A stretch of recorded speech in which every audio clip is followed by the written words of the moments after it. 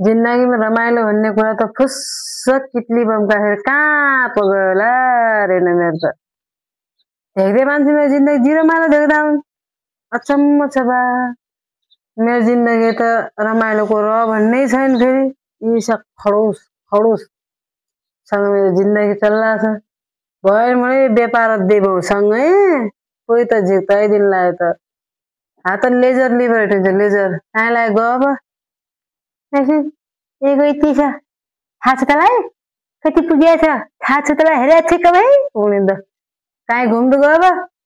एकैछिन कुना लाग्यो बर एगो त भले यति उठाउनु छ यार यही कम्पनीलाई यति हाल्नु छ त्यो बाहेक अर्को कुरा गेम खै केही आउनै नै के अनि कहाँ रमाइलो भयो तपाईँलाई मान्छेले हामी मान्छे कि त आफै व्यापार अद्दु यिनी बुढालाई त इन्भल्भै नअद्दु कि त यिनीलाई अद्दु दिनु के दुई बुढाबुढीसँग त लाग्यो टेन्सन मात्र हुन्छ दिन रात त्यही बराबर खामा जागिर अद्दानीको दिनभर जागिर बसाएको थियो आनन्द सुत्यो नो टेन्सन यो सँगै व्यापार दिन लाए त यही कोही के छ जन्जाले त्यही कुरा हुन्छ हिसाब किताबै हुन्छ